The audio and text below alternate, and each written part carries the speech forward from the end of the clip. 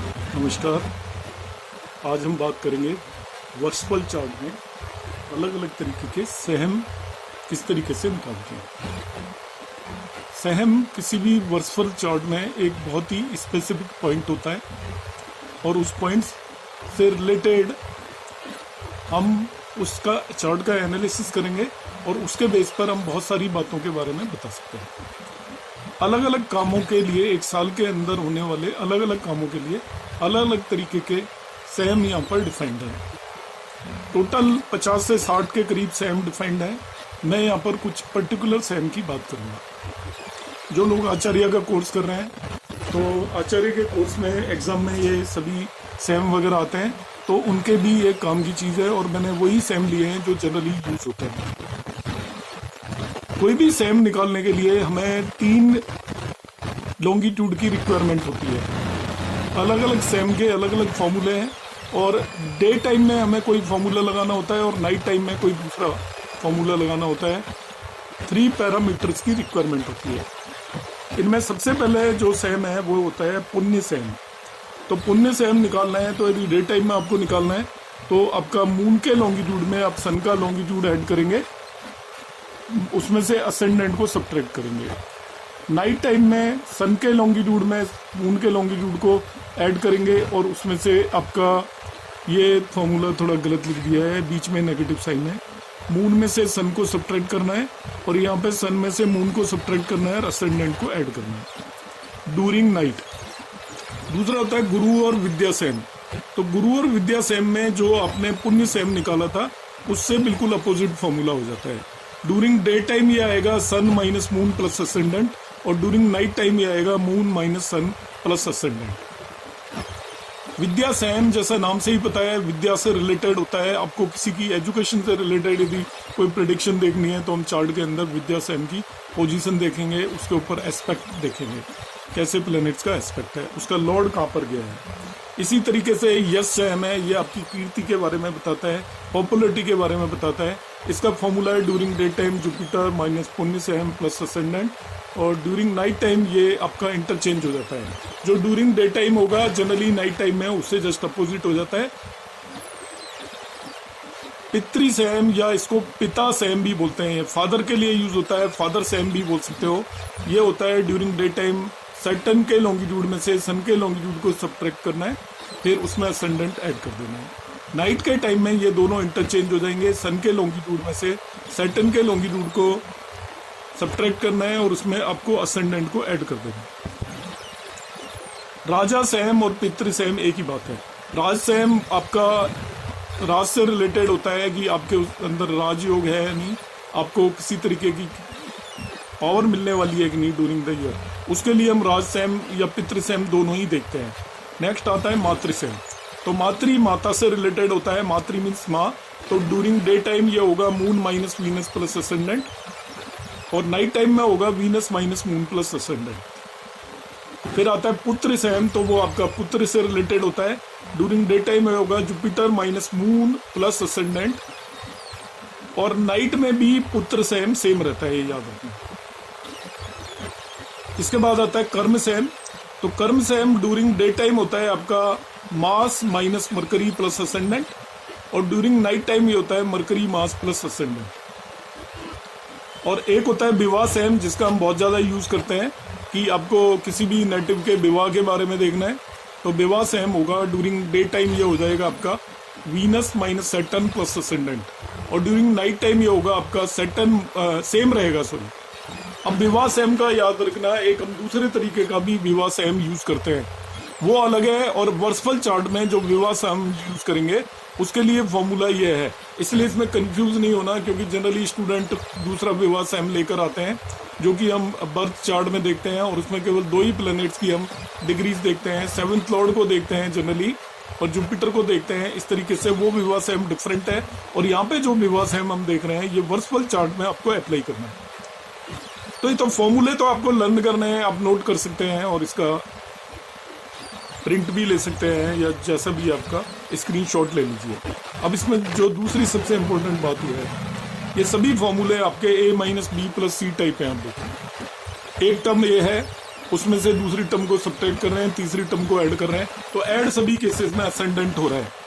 ये किसी भी एक प्लेनेट का लॉन्गिट्यूड है, दूसरे प्लेनेट का लॉन्गिट्यूड है और उसमें असेंडेंट ऐड हो रहा है। अब हमें क्या ध्यान रखना है जब हम इसे निकालेंगे सेम को, यदि हम बी से ए की तरफ मूव करेंगे, ऑलवेज बी से ए की तरफ मूव करेंगे और यदि सी उसके बीच में आ जाता है, if on moving from B to A if C falls in between them, यदि सी उन दोनों के बीच में आ जाता है तो ये सेम की value A minus B plus C ही होगी।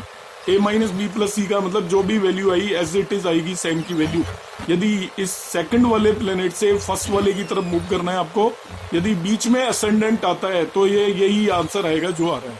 मगर असेंडेंट बीच में नहीं आता, यदि आप बी से ए की तरफ मूव कर रहे हो, सेकंड वाले प्लेनेट से पहले वाले प्लेनेट की तरफ मूव कर रहे हो, बीच में असेंडेंट नहीं आता, तो जो भी वैल्यू आएगी उसमें आपको 1 साइन या 30 डिग्री ऐड करना है।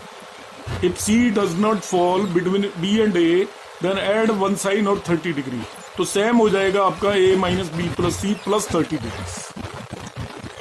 मैं प्रैक्टिकली एग्जांपल लेकर एक दो सेम आपको करवाऊंगा यहाँ पर। तो देखिए यहाँ पर मैंने एक चार्ट बनाया हुआ है जिससे मैंने पूरा वर्षफल एक्सप्लेन किया है। ये राजीव गांधी का 1984 का वर्षफल चार्ट है। इसमें सभी प्लैनेट्स की डिग्रीज भी मैंने यहाँ पे मेंशन की हुई है। अब मुझे इनका पुण्य सेम कैलकुलेट करना है भाई। तो आपने देख लेना है, वर्ष प्रवेश ड्यूरिंग डे टाइम है, तो ड्यूरिंग डे टाइम जब वर्ष प्रवेश होता है तो पुण्य सेम का फॉर्मूला होता है longitude of moon minus longitude of sun plus ascendant. Longitude of moon minus longitude of sun plus ascendant, ये पुण्य सेम का फॉर्मूला है। यदि नाइट टाइम में वर्ष प्रवेश होता है तो ये दोनों इंटरचेंज हो जाते हैं, longitude of sun minus longitude of moon plus ascendant आता। अब इन सभी की वैल्यू मैंने यहाँ पे लिख दी है, ये इस केस में दी हुई है। 1 साइन 9 डिग्री 40 मिनट्स तो ये आपका मून का लॉन्गिट्यूड है, 4 साइन 3 डिग्री 50 मिनट आपका सन का लॉन्गिट्यूड है, एंड 7 साइन 9 डिग्री 26 मिनट्स आपका असेंडेंट का लॉन्गिट्यूड है। इन सब की वैल्यू मैंने यहाँ पे प्लेस कर दी है। अब प्लेस करने पे आप देखेंगे कि जो मून का लॉन्गिट्यूड है वो सन के लॉन्गिट्यूड से कम है, तो इसमें से तो सब्ट्रैक्ट हो नहीं सकता, तो आपको याद रखना है कि हम इसमें 12 साइन ऐड कर देंगे, तो ये बन जाएगा आपका 13 साइन 9 डिग्री 40 मिनट्स। इसमें से 4 साइन 3 डिग्री 50 मिनट्स को मैंने सब्ट्रैक्ट कर दिया है। सब्ट्रैक्ट करने पे हमारे पास आ रहा है 9 साइन 5 डिग्री 50 मिनट्स। सब्ट्रैक्ट कर लेना आप, तो it is 9 sine 5 degree 50 minutes आ गया इन दोनों का डिफरेंस। इसमें मैं ये असेंडेंट के लॉन्गिट्यूड को ऐड कर दूंगा। अभी ये मैंने निकाला था इसका और इसका डिफरेंस, यहाँ पर क्योंकि ये लेस था तो मैंने 12 साइन ऐड कर दिए थे, तो इन दोनों का डिफरेंस मेरे पास आया 9 साइन 5 डिग्री 50 मिनट्स। अब उसमें मैं असेंडेंट की डिग्रीज या लॉन्गिट्यूड को ऐड करूंगा, 7 साइन 9 डिग्री 26 मिनट। ऐड करने पर ये मेरे पास मिलता है 16 साइन 15 डिग्री 16 मिनट्स। अब 12 से ज्यादा जब भी आ जाए तो आप 12 उसमें से सब्ट्रैक्ट कर देंगे, तो ये आ गया 4 साइन 15 डिग्री 16 मिनट्स। ये इसका पुण्य सहम आ गया, मतलब ये लियो साइन में लाई करेगा। यहाँ पे पुण्य सहम को मार्क करना है तो वो इस लियो साइन में यहाँ पर पुण्य सहम मार्क करेगा।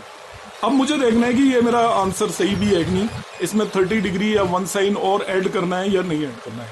तो मैं जो सेकंड प्लेनेट है सन के लॉन्गिट्यूड से मून की तरफ मूव करूंगा, सन से मुझे मून तक जाना है, बीच में यदि असेंडेंट आ गया तो यही आंसर होगा। तो मैं सन से मून की तरफ जाता हूँ, देखिए ये सन रहा, सन से मून की तरफ जा रहा हूं मैं, तो ये इस तरीके से मूव किया तो देखिए असेंडेंट आ गया बीच में और मून आएगा बाद में। तो आप बी से, इसको बी बोलेंगे इस फॉर्मूले में, जो दूसरे नंबर पे आता है ये बी है, पहले नंबर पे आता है वो ए है, और तीसरे नंबर पे जो असेंडेंट है वो सी होगा।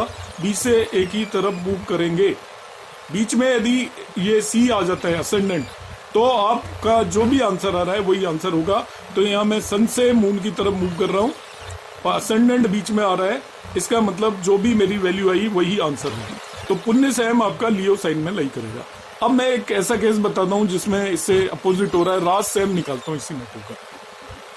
तो राज सेम का फॉर्मूला होता है during day time it is longitude of Saturn minus longitude of sun plus ascendant. इसको पितृ सेम भी बोलते हैं। पितृ सेम जो पिता या फादर के लिए यूज करते हैं या राज्य के लिए यूज करते हैं, तो ये आपका होगा longitude of Saturn minus sun plus ascendant.